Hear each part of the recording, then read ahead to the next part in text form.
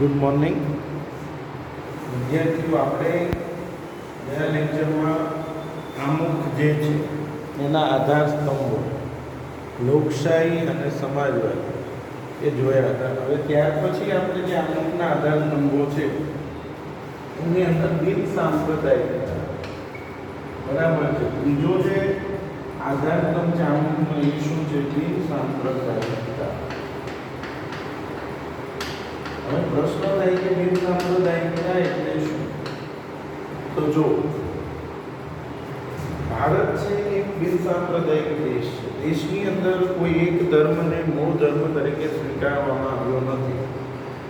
દેશના લોકો કોઈ પણ ધર્મ પાળી શકે છે, કોઈ પણ જાતના ભેદભાવ વગર કોઈ પણ વ્યક્તિને કોઈ પણ ધર્મ પાળવાની છૂટ છે. એના માટે કોઈ વ્યક્તિ સાથે કોઈ ભેદભાવ ધર્મને આધારે કરવામાં આવતો નથી. તો જો 1976ના 42મા બંધારણીય સુધારાથી આમુખમાં બિન સાંપ્રદાયિકતા શબ્દ ઉમેરવામાં આવ્યો છે. 1976ના બંધારણના 42મા સુધારા, 1976માં જે ફેરફારો થયા એમાં 42મા સુધારાથી આમુખમાં બિન સાંપ્રદાયિકતા શબ્દ ઉમેરવામાં આવ્યો છે. ભારત એક ધર્મનિરપેક્ષ બિન સાંપ્રદાયિક રાજ્ય છે, બરાબર છે. સેક્યુલર રાજ્ય એટલે બંધારણીય જોગવાઈ મુજબ ભારત ધાર્મિક રાજ્ય બની શકે નહીં. ભારતના રાજ્યને પોતાનો કોઈ ધર્મ નથી, તેથી ધર્મની બાબતમાં રાજ્ય કોઈ દખલગીરી કરશે નહીં. દેશને પોતાનો કોઈ ધર્મ નથી એટલે ધર્મની બાબતમાં કોઈ દખલગીરી થશે નહીં. તેથી રાજ્ય કોઈ પણ ધાર્મિક પ્રવૃત્તિને ટેકો આપી શકે નહીં. રાજ્ય કોઈ પણ બિન સાંપ્રદાયિક પ્રવૃત્તિઓ સાથે ધર્મને જોડી શકશે નહીં, કારણ કે દેશની અંદર કોઈ એક ધર્મને મૂળ ધર્મ તરીકે આપણે સ્વીકાર્યો નથી. દેશની સરકારની નજરમાં તમામ ધર્મ સરકાર છે, તમામ ધર્મના લોકો સરકાર. એટલા માટે સરકાર જે રાજ્ય સરકારોની ધર્મની બાબતને ટેકો આપશે નહીં. દેશના કોઈ પણ નાગરિકને પોતાની ઈચ્છા અનુસાર ગમે તે ધર્મ પાળવાની સ્વતંત્રતા છે. રાજ્ય ધર્મ કે સંપ્રદાયના નામે કોઈ પણ નાગરિક પ્રત્યે પક્ષપાત કે ભેદભાવ રાખી શકશે નહીં. તેને જાહેર નોકરી તેમજ રાજકીય અધિકારો ભોગવવાની સમાન તક પૂરી પાડવામાં આવે છે. બિન સાંપ્રદાયિકતા એ બંધારણનું મૂળ તત્વ અને લોકશાહીનું અનિવાર્ય લક્ષણ ગણાય છે. સર્વધર્મ સમદ્રષ્ટિ તથા સર્વધર્મ સંભાવના સિદ્ધાંતને વરેલ ભાગ. સર્વધર્મ સમદ્રષ્ટિ આપણા દેશની અંદર તમામ ધર્મ પ્રત્યે આપણી દ્રષ્ટિ સમાન છે અને સર્વધર્મ સંભાવ ના સિદ્ધાંતને વરેલ ભારતીય બંધારણમાં કોઈ ધર્મને રાજ્યમાં ઉત્તેજન આપવામાં નહીં આવે. વ્યક્તિને પોતાની ધાર્મિક માન્યતા, આસ્થા, શ્રદ્ધા રાખવા સાથે તેના પ્રચાર પ્રસાર કરવાના નાગરિકના અધિકારને રાજ્યનો કોઈ પ્રતિબંધ કે અવરોધ નથી. નાગરિક પોતાની રીતે પોતાનો ધર્મ પાળી શકે છે, એની સાથે સરકારને કોઈ સંબંધ નથી. સરકારે કોઈ ધર્મને દેશની અંદર કોઈ ધર્મને મુખ્ય ધર્મ તરીકે સ્વીકારવામાં આવ્યો નથી. હવે આપણે જે ભણવાનું છે તો આ ત્રણ બાબતો પૂરી થઈ. આમુખના આધાર સ્તંભોમાં લોકશાહી, સમાજવાદી અને બિન સાંપ્રદાયિકતા. ફરીવાર તમને કીધું બિન સાંપ્રદાયિકતા શું છે બેટા? કે ભારત એક બિન સાંપ્રદાયિક દેશ છે. દેશની અંદર કોઈ એક ધર્મને મૂળ ધર્મ તરીકે સ્વીકારવામાં આવ્યો નથી. દેશની નજરમાં, સરકારની નજરમાં તમામ ધર્મ સરકારી. સરકાર કોઈ વ્યક્તિને કોઈ ધર્મ પાળવાની છૂટ, કોઈ પણ ધર્મ પાળવાની છૂટ આપે છે અને સરકાર કોઈ ધર્મના લોકો પ્રત્યે કોઈ ભેદભાવ કરી શકતી નથી. હવે બંધારણના મૂળભૂત લક્ષણ, ભારતીય બંધારણ છે એના મૂળભૂત લક્ષણો શું છે? બંધારણના મૂળભૂત લક્ષણો તો સમજો. બંધારણના મૂળભૂત લક્ષણોની અંદર 26મી જાન્યુઆરી 1950ની અમલમાં વિશ્વના સૌથી મોટા વિસ્તૃત અને વિગતપૂર્ણ ભારતના લેખિત બંધારણના કેટલાક વિશિષ્ટ મૂળભૂત લક્ષણો નીચે મુજબ છે. પહેલું લક્ષણ લેખિત દસ્તાવેજ. ભારતનું બંધારણ છે એ વિશ્વનું સૌથી મોટું લેખિત બંધારણ છે, બરાબર છે. લેખિત બંધારણ છે, લેખિત દસ્તાવેજ છે. અને બંધારણની અંદર આપણે ઘણા બધા દેશની જે સારી સારી બાબતો છે એને ઉમેરવામાં આવેલું છે. તો જો બ્રિટન અને ઇઝરાયલના અપવાદ સિવાય ભારત સહિત દુનિયાના બધા જ લોકશાહી દેશોના બંધારણ લેખિત સ્વરૂપે છે. બે જ દેશનું બંધારણ લેખિત સ્વરૂપે નથી, બ્રિટન અને ઇઝરાયલ.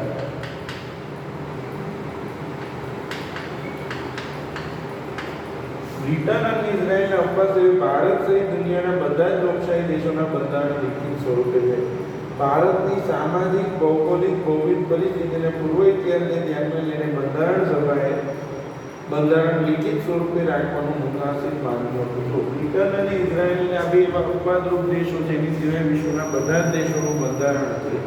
એ કેવું બંધારણ છે? લિખિત બંધારણ છે. બરાબર છે. એટલે પહેલો મુદ્દો જે લિખિત દસ્તાવેજ. બીજું છે બંધારણનું કદ.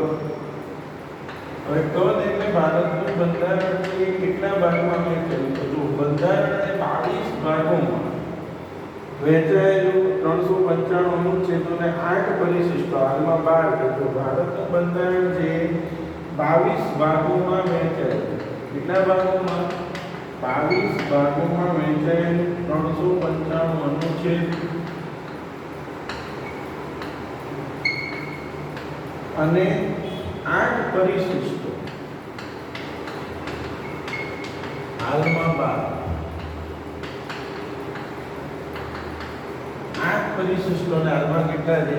12 પરિશિષ્ટો સાથે છે. ભારતનું બંધારણ 22 ભાગોમાં વહેંચાયેલું 395 અનુચ્છેદ અને 8 પરિશિષ્ટો, હાલમાં 12 પરિશિષ્ટો સાથે. આ બંધારણમાં કેન્દ્ર અને રાજ્યોની શાસન વ્યવસ્થા અને તેમાં આંતરસંબંધો લોકોના મૂળભૂત હકો. તો આ બંધારણમાં કેન્દ્ર અને રાજ્યની શાસન વ્યવસ્થા, તેમના આંતરસંબંધો, લોકોના મૂળભૂત હકો, ફરજો, રાજ્યનીતિના માર્ગદર્શક સિદ્ધાંતો, ન્યાયતંત્ર, ચૂંટણી પંચ, સ્થાનિક સ્વરાજની સંસ્થાઓ, લઘુમતીઓ, પછાત અને વંચિત સમૂહ માટેની ખાસ જોગવાઈઓ કરવામાં આવી છે. જો બંધારણમાં કેન્દ્ર રાજ્યોની શાસન વ્યવસ્થા, તેમના આંતરસંબંધો, લોકોના મૂળભૂત હકો, ફરજો, રાજ્યનીતિના માર્ગદર્શક સિદ્ધાંતો, ન્યાયતંત્ર, ચૂંટણી પંચ, સ્થાનિક સ્વરાજની સંસ્થાઓ, લઘુમતીઓ, પછાત, વંચિત સમૂહ માટે આપણા બંધારણની અંદર તમામ સમાજના લોકો માટેની જોગવાઈઓ કરવામાં આવી છે કે રાજ્ય દેશના લોકોના હકો શું છે, ફરજો શું છે, રાજ્યનીતિના સિદ્ધાંતો શું છે, સરકાર શું કામ કરશે, ચૂંટણી પંચ, ન્યાયતંત્ર, સ્થાનિક સ્વરાજની સંસ્થાઓ, લઘુમતીઓ, આ બધા માટેની જે જોગવાઈઓ છે બંધારણમાં કરવામાં આવી છે. હવે જે ત્રીજું છે, બરાબર, એટલા માટે દુનિયાના અન્ય બંધારણ કરતાં ભારતનું બંધારણ વિશ્વનું સૌથી લાંબુ અને વિસ્તૃત બંધારણ છે. ત્રીજું છે એક જ નાગરિક.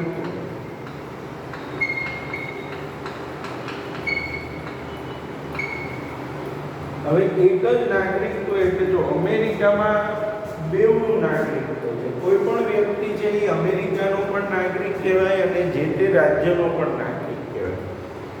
વિશ્વમાં સૌથી વિશિષ્ટ વ્યવસ્થા એ અમેરિકામાં છે. કોઈ પણ વ્યક્તિ અમેરિકાનો નાગરિક કહેવાય અને સાથોસાથ જે તે રાજ્યનો, પ્રદેશનો પણ નાગરિક કહેવાય. જ્યારે ભારતમાં એક જ નાગરિક, તો કે કોઈ પણ નાગરિક છે એ ભારતીય નાગરિક કહેવાય છે. એટલે કે બંધારણ ભારતના જન્મ સાથે તેને ભારતનું નાગરિકત્વ મળે છે. આ એક જ નાગરિકત્વના સિદ્ધાંતને આપણું બંધારણ અનુસરે છે.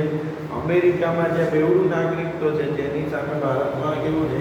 એક જ નાગરિકત્વ. એટલે કે એક જ નાગરિકત્વ શું છે ને બેવડું નાગરિકત્વ શું છે એ પણ આપણને ખબર પડવી જોઈએ. બેવડું નાગરિકત્વ એટલે કોઈ વ્યક્તિ છે કે જે તે રાજ્યનો અને પોતાના દેશનો બંનેનો નાગરિક ગણાતો હોય તેને બેવડું નાગરિકત્વ કહેવાય. તેવું અમેરિકામાં જોવા મળે છે. તો અમેરિકા જેવા દેશોમાં દરેક વ્યક્તિ બેવડું નાગરિકત્વ ધરાવે છે. એટલે કે યુનાઇટેડ સ્ટેટ્સ ઓફ અમેરિકાનું અને બીજું પોતે જે રાજ્યમાં વસવાટ કરતી હોય તે રાજ્યનું નાગરિકત્વ ધરાવે. યુનાઇટેડ સ્ટેટ્સ ઓફ અમેરિકા અને પોતે જે રાજ્યમાં વસવાટ કરતી હોય તે રાજ્ય. જ્યારે ભારતના ગમે તે રાજ્યમાં આપણે રહેતા હોય પરંતુ આપણે એક જ નાગરિકત્વ એટલે કે ભારતીય નાગરિકત્વ ધરાવીએ છીએ. આપણે ત્યાં રાજ્યની અલગ નાગરિકતા જેવું કંઈ નથી. ભારતમાં માત્ર જમ્મુ કાશ્મીરના નાગરિકને જ બેવડું નાગરિકત્વ છે. એક ભારતનું અને બીજું જમ્મુ કાશ્મીર રાજ્યનું. બરાબર છે.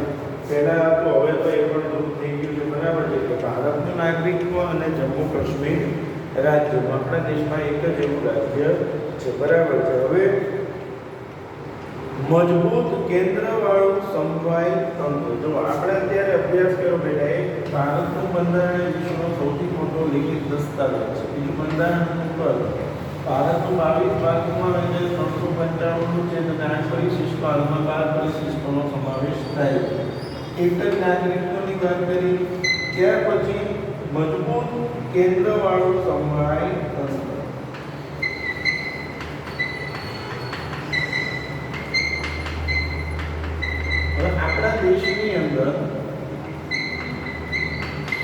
કેન્દ્ર સરકાર અને રાજ્ય સરકાર, દરેક દેશની અંદર જે સરકાર છે એ કેન્દ્ર સરકાર અને દરેક રાજ્યની રાજ્ય સરકાર, તો બંને એકબીજા સાથે હળીમળીને કામ કરી, બંને સાથે મળીને કામ કરી શકે એટલા માટે તેને ભારતીય બંધારણમાં જ ઉલ્લેખ કરેલો છે કે બંધારણની અંદર દેશની અંદર કરવાના કામોની યાદી બનાવવામાં આવી છે અને એ કામોને કેન્દ્ર વચ્ચે, આ કામો દેશની સરકારના છે, આ કામો રાજ્યની સરકારના છે અને આ કામમાં કેન્દ્ર અને રાજ્ય બંને સાથે મળીને કામ કરશે એવું દર્શાવવામાં આવ્યું છે. તો મજબૂત જે કેન્દ્રવાળું સમવાય તંત્ર છે કે આપણા દેશની અંદર જે દેશની સરકાર છે એને સંઘ સરકાર કયો, કેન્દ્ર સરકાર કયો, બધા શબ્દો એના માટે વાપરવામાં આવે છે. બરાબર છે. અને કેન્દ્ર સરકાર છે દરેક રાજ્ય સાથે હળીમળીને સહયોગ સાથે કામ કરે છે, એટલે દેશની સરકારની સાથે મળીને રાજ્યની સરકારો પણ કામ કરે છે. તો જો ભારતના બંધારણમાં ક્યાંય સમવાય શબ્દનો ઉપયોગ થયો નથી. બંધારણ ભારતને રાજ્યોનો સંઘ તરીકે જોડે છે. બંધારણ જે ભારતને રાજ્યોનો સંઘ, યુનિયન ઓફ સ્ટેટ્સ, બરાબર. આમ ભારત સંઘીય રાજ્ય છે. સંઘ શબ્દો દ્વારા ભારતમાં સંઘ અને એકમ રાજ્યોથી ક્યારેય પણ બદલી ન શકાય તેવા કાયમી સંબંધો લેખિત સ્વરૂપે બંધારણમાં સ્પષ્ટતા કરવામાં આવી છે. ક્યારેય ન બદલી શકાય તેવા દેશની સરકાર અને રાજ્ય સરકારના સંબંધોની વાત કરવામાં આવી છે. એકમ રાજ્યોને કેન્દ્રથી છૂટા પાડવાનો અધિકાર નથી. કેન્દ્રથી કોઈ રાજ્યને છૂટું પાડી શકાતું નથી, એટલે દેશથી કોઈ રાજ્યને અલગ પાડી શકાતું નથી. બરાબર છે. આગળ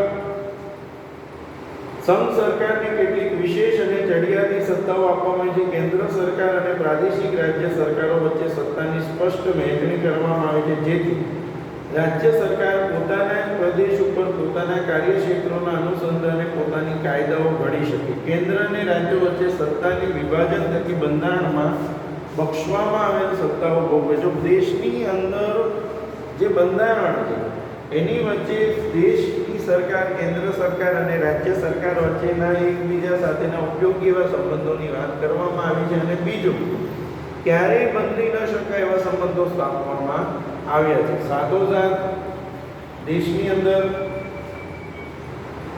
કેન્દ્ર અને રાજ્યો વચ્ચે સત્તાના વિભાજન થકી બંધારણમાં બક્ષમાં સત્તાઓ ભોગવે. સમવાય તંત્રમાં તટસ્થ, નિષ્પક્ષ અને સ્વતંત્ર ન્યાયતંત્ર. આપણા દેશનું ન્યાયતંત્ર છે એ સ્વતંત્ર, તટસ્થ અને નિષ્પક્ષ છે. એને કોઈ પક્ષ સાથે કશું લેવા દેવા હોતા નથી.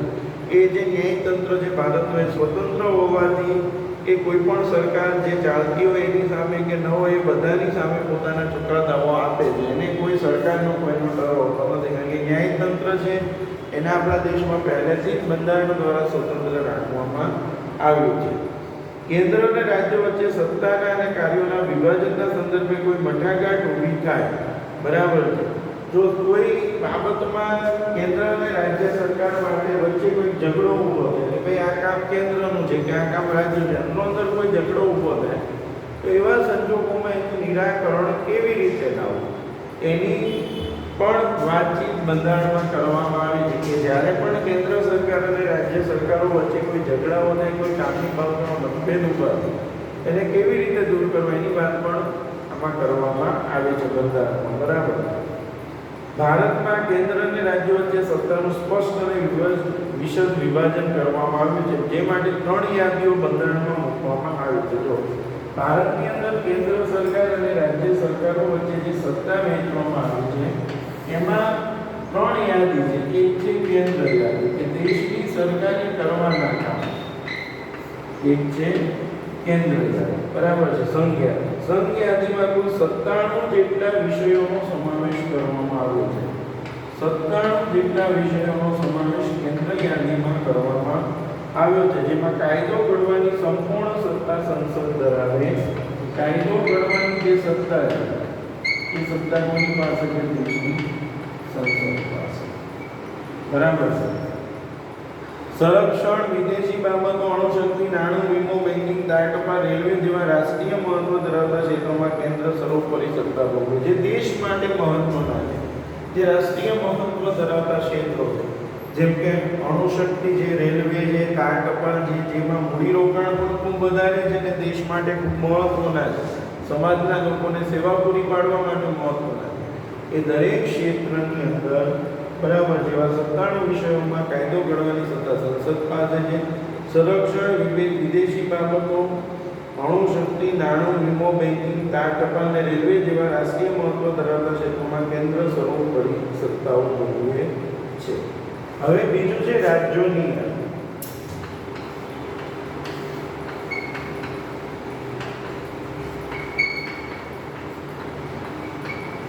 તો રાજ્યોની યાદીમાં કુલ 66 વિષયોનો સમાવેશ કરવામાં આવ્યો જેમના પર કાયદો ઘડવાની સત્તા. આજે 66 વિષય એમાં કોઈ કાયદો બનાવવાની હોય તો એ સત્તા સંપૂર્ણપણે રાજ્ય સરકારોને આપવામાં આવી છે. બરાબર, સંપૂર્ણ સત્તા રાજ્યોની ધારાસભામાં ધરાવે છે. કાયદો અને વ્યવસ્થા. હવે રાજ્ય સરકારનું કામ શું છે? તો કાયદો અને વ્યવસ્થા, પછી શિક્ષણ, સ્થાનિક સ્વરાજ્યની સંસ્થાઓ, તાલુકા પંચાયત, જિલ્લા પંચાયતો ને બધાનું ધ્યાન રાખવું, કૃષિ, સિંચાઈ, આરોગ્ય. હવે આરોગ્ય ક્ષેત્ર, આજે આપણે આ કોરોના આવ્યો તો આપણે આ વસ્તુ એક સમજવાની યાદ કે આરોગ્યની જવાબદારી જે તે રાજ્યની છે, એ કેન્દ્ર સરકારની નથી. બરાબર છે.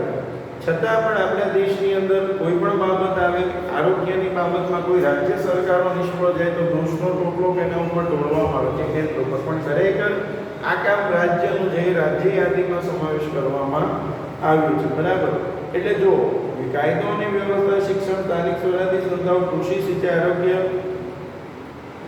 ભૂમિ, રાજ્યોની આંતરિક વેપાર, વાણિજ્ય વિષયક સેવાઓનો સમાવેશ થાય. જો કેન્દ્રને લાગે કે રાજ્યમાં કાયદો અને વ્યવસ્થા પડી ભાંગે, કેન્દ્રને એવું લાગે કે રાજ્યમાં કાયદો વ્યવસ્થા પડી ભાંગ્યા છે, તો રાજ્યમાં સંમતિ સાથે કે રાજ્યની મરજી વિરુદ્ધ છે કેન્દ્ર તે રાજ્યમાં કેન્દ્રીય અનામત પોલીસ દળોને મોકલી શકે છે. બરાબર, જો કેન્દ્ર સરકારને એવું લાગે કે ભાઈ રાજ્યની અંદર જે કોઈ કાયદો વ્યવસ્થા જળવાતી નથી, રાજ્ય સરકાર સારું કામ કરી રહી નથી એવું લાગે, તો જે રિઝર્વ પોલીસ ફોર્સ છે એને કેન્દ્ર સરકાર જે તે રાજ્યમાં મોકલી શકે છે. અને ત્યારબાદ છે સંયુક્ત યાદી. જો કેન્દ્ર યાદીમાં 97 વિષય, રાજ્યોની યાદીમાં 66 છે, અને સંયુક્ત કે જેમાં બંને કામ કરવાનું છે. સંયુક્ત યાદી, તો સંયુક્ત યાદીમાં 47 જેટલા વિષયોનો સમાવેશ કરવામાં આવ્યો છે જેમના પર કાયદો ઘડવાની સત્તા કેન્દ્ર અને રાજ્યો બંને ધરાવે. કેન્દ્ર સરકાર પણ કાયદો બનાવી શકે અને રાજ્ય સરકાર પણ એના માટે કાયદો ઘડી શકે છે. જેમના પર કાયદો ઘડવાની સત્તા કેન્દ્ર અને રાજ્યો બંને ધરાવે છે, પરંતુ જ્યારે રાજ્યોના કાયદામાં વિવાદ કે સંઘર્ષ ઊભો થાય ત્યારે ત્યાં કેન્દ્રનો કાયદો જરૂરિયાતો અને સર્વોપરી ગણાય. જ્યારે કોઈ કાયદો ઘડવામાં રાજ્ય અને કેન્દ્ર વચ્ચે ટકરાવ આવે તો દેશની સરકારે ઘડેલો કાયદો છે સર્વ જેને કહેવાય કે માન્ય ગણવામાં આવે. એટલે કે દેશની સરકારે બંને જ્યારે પણ કોઈ કાયદો ઘડવામાં આમ બંનેની સત્તા છે, પણ કોઈ ટકરાવ ઊભો થાય તો કેન્દ્રની જે વાત છે અંતિમ માનવામાં આવે છે. બરાબર, આમ સમવાય કે તંત્રમાં કેન્દ્રને સંયુક્ત યાદીમાં પણ વિશેષ સત્તાઓ આપી છે. આ યાદીમાં દીવાની અને ફોજદારી બાબતો, લગ્ન, છૂટાછેડા અને ભરણ પોષણ, શિક્ષણ, આર્થિક આયોજન, વ્યાપારી સંઘો વગેરેનો સમાવેશ થાય છે. એટલે તમે જો ભારતની અંદર જે બંધારણના લક્ષણો છે એમાં પહેલું તો ભારતનું બંધારણ એ વિશ્વનો સૌથી મોટો લેખિત દસ્તાવેજ છે. બંધારણના કદની વાત કરી, એક જ નાગરિકત્વ ભારતનું નાગરિકને ભારતનું જ નાગરિકત્વ મળે જેની વાત કરીને મજબૂત કેન્દ્રવાળો સમવાય તંત્ર છે જેની અંદર દેશની અંદર કેન્દ્ર યાદી, રાજ્ય યાદી અને સંયુક્ત યાદીનો સમાવેશ કરવામાં આવે છે. કેન્દ્ર સરકારના કયા કામો છે? રાજ્ય સરકારના અને સંયુક્ત. કેન્દ્ર માટે 97 વિષયો છે જ્યાં કાયદો કેન્દ્ર સરકાર દેશની સંસદમાં ઘડે. રાજ્યના એવા 66 વિષયો છે કે જ્યાં રાજ્યમાં કાયદો ઘડવાની સત્તા વિધાનસભાને છે. અને 47 જેટલા વિષયો છે એમાં કેન્દ્ર અને રાજ્ય બંને પોતે જ એ કાયદો ઘડી શકે છે, પણ એમાં કોઈ ટકરાવ ઊભો થાય તો કેન્દ્રનો કાયદો છે એ અંતિમ માનવામાં આવે છે. બરાબર, હવે આવતા લેક્ચરમાં આપણે શેષ સત્તાઓ, કટોકટી વ્યવહારની, દ્વિગૃહી પ્રકારની બધા જે ટોપિક છે એ આપણે આવતા લેક્ચરમાં આગળ ભણીશું. ચોપડીમાં જે 61નું પેજ છે એમાં જે પછીના 4 મુદ્દા પછીના જે મુદ્દાઓ છે એ આપણે આવતા લેક્ચરમાં સમજીશું. બરાબર છે, થેન્ક યુ.